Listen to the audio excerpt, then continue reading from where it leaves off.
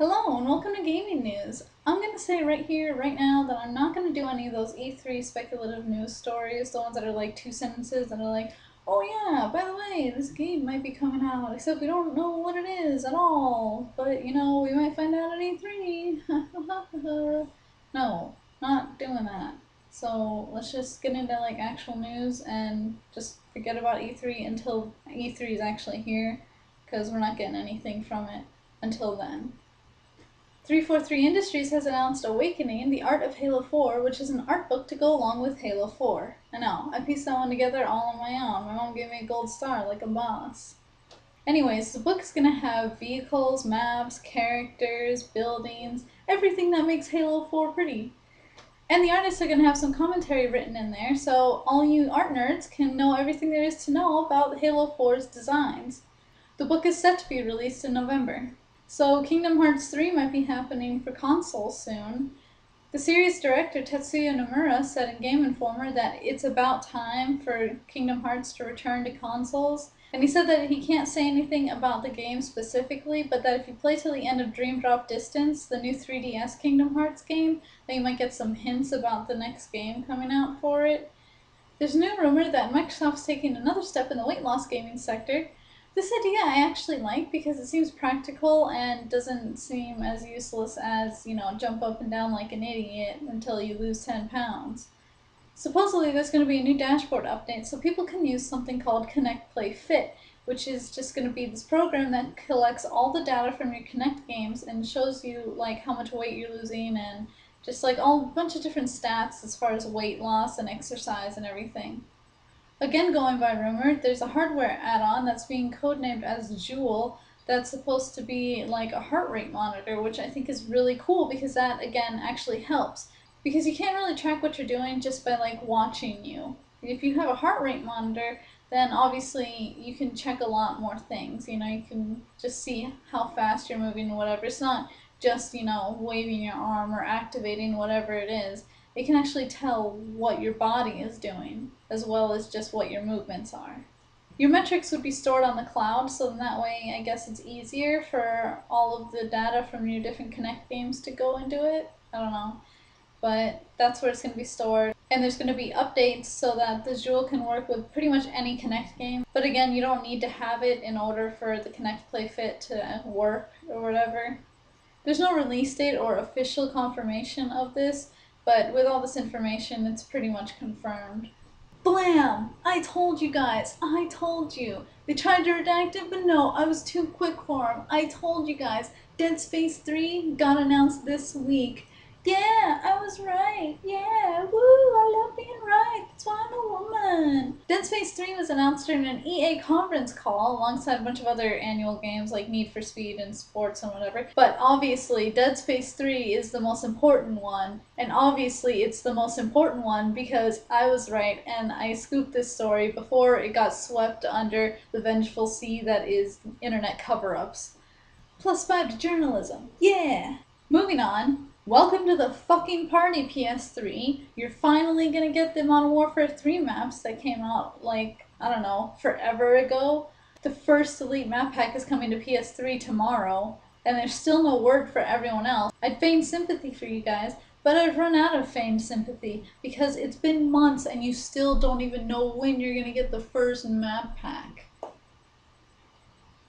So big news this week, Microsoft's website has an Xbox 360 on sale for $99. It's only a 4 GB and you have to sign a 2-year contract where you're paying $15 a month for gold.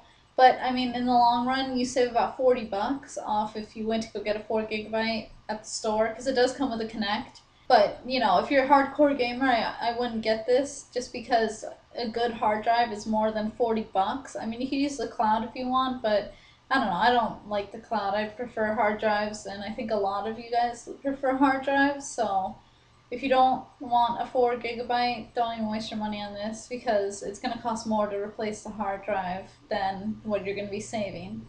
But if you do want this, it's a pretty good deal, so I'll have the link below, and then you can go buy it and stuff. You print out the little coupon. It's promotional, and the little asterisk thing says that Microsoft can cancel it whenever they want, so you should probably do this soon. But whatever, links below, and then you can, poop on it, cut it out, go to the store, get an Xbox. It'd be cool. THQ has officially announced Company of Heroes 2, the real-time strategy sequel will focus on World War II, where you'll be Russians pushing back German forces. The game's supposed to have a lot of the first game's features, including destructible environments and commander abilities. It's going to be run on Relic's Essence 3.0 engine, and THQ has already revealed plans for DLC, but they haven't really put any details out for those. Company of Heroes 2 is slated for a 2013 release right now. Okay, so you know that episode of Family Guy where like Stewie and Brian go through like different universes using the little remote thing? Yeah, they're making a game based on that. It's pretty cool seeming, I guess. The original voice cast is going to be part of it, and some of the writers will be, but there's no real word on like how many of the writers or which writers or anything. Hopefully, it's not one of those piece of crap TV games, but as par for the course, it's probably going to be overshadowed by South Park, which has an RPG coming out during the same time, and that's supposed to be really good, and it looks really good. Another thing that's just par for the course, Call of Duty Black Ops 2 topped the last Call of Duty game, Modern Warfare 3, in pre-sales already, according to Amazon. I guess I should be glad they keep trying to one-up each other, but it's like watching two guys fight over a chick. It's gotten old and ridiculous, and soon some other game is just going to come along with something different and cool, while these guys are still running the same old show of hype and World War III plots. More Black Ops news?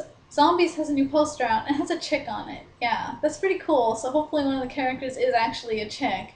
She has a shotgun over her shoulder in the poster, and the tagline is, "Zombies are coming, where's your shotgun?" And Treyarch has already said that it's supposed to be their biggest, most ambitious zombies yet. Now, if we could just get them to put that on the arcade only, so you don't have to buy the whole game to get to it, then we'd be in business. But, you know, don't hold your breath on that one. Okay, so supposedly Microsoft stole intellectual property from Motorola, and we've all heard about this. They've been in court. Yeah, Microsoft lost, and Germany's banning Xbox Live, Windows 7, Internet Explorer, and Windows Media Player from being sold there, so that sucks. Microsoft's not backing down, and neither is Motorola until they get paid. So Germany looks like you're just stuck for the long run in this legal battle, and this could affect the US soon too. So hopefully it doesn't. Hopefully, you know, one of them just stops or whatever. If the courts filed that Motorola should get paid, then I don't understand what the problem with Microsoft is. I mean, if they need to pay someone, they need to pay someone. That's just the end of it. Some sad news, Valve announced that they're not going to be announcing any new games at E3. So, yeah, that sucks, but we can still hope that they don't announce any consoles. Twisted Metal co-director David Jaffe says that his work with Twisted Metal officially ends this month, and that aside from double XP weekends, there's not going to be anything done to the game for a long time. So if you're waiting for DLC for it, stop, because it's not going to happen. Minecraft released on Xbox Live today. You can see the launch trailer here, or you could just pick it up for 1,600 Microsoft points or $20. And now I understand why PC people don't play console versions of games. It's like I've been given the red pill and my eyes have been opened, but I'm too poor to afford a controller and I suck at WASD. So Microsoft filed for a patent for controllers to recognize you by pressure. I guess the way you hold it and stuff will give you away. And there'll be some memory in it too, so it can actually remember you. The memory thing is not very new because the Wiimotes, you can have like up to 10 Miis or something that you can transfer to another Wii if you want. But the pressure thing is kind of new. I'm skeptical just because, I mean, how many ways can you possibly hold a controller? Why don't you go ahead and ask your girlfriend that? I'm sure she'll take it as a compliment or something. So the Adventure Time game has a weird but kind of funny title and box art. It's called Adventure Time. Hey Ice King, why'd you steal our garbage? So basically it seems like it's going to be a normal Adventure Time adventure.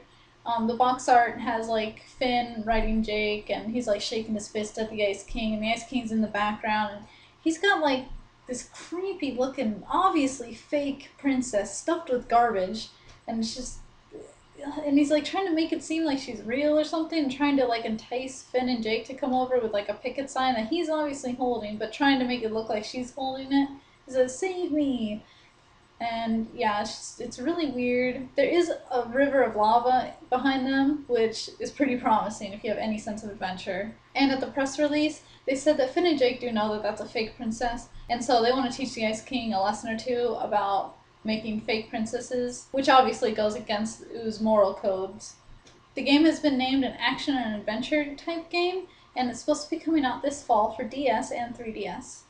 Serious Sam's getting a new DLC pack that comes with 3 new campaign missions. In these missions, you'll have to track down the mysterious ram god of the Great Obelisk. The DLC will also come with 3 new survival maps and 3 new versus maps. The pack is called Legend of the Beast, and it'll be coming out on May 15th for $5. And on the same day, the survival and versus modes for Serious Sam HD, the second encounter, will be made free to play. Alan Wake's American Nightmare is coming to PC this month, so that's good for you guys. It took you guys long enough to get the damn game itself, but hey, at least they're being speedy about DLCs. It'll be up on Steam on May 22nd for $15. Tony Hawk's Pro Skater HD was announced this week as a downloadable game that's going to be released in June. Activision hasn't given an official date yet, but it'll probably be coming soon. I'll end this episode like a good book and make you cry. Bioshock Infinite has been delayed until February of next year. Why? Why? I've been waiting for this game forever. First they said it was going to come out last fall, then last January, then February, then April, and then October, and now they're pushing it back again to 2013? Man, what? It's not fair. It's not fair. You promised this time. You promised October would be the last time. Creative director Ken Levine is saying that they don't want it to be like a bad game and that it's a really big game, so they want to polish it up and whatever and make it good and stuff. It's not fair. I know it's for the best, but still. It's not fair. I guess that's all the news I have for you guys this week.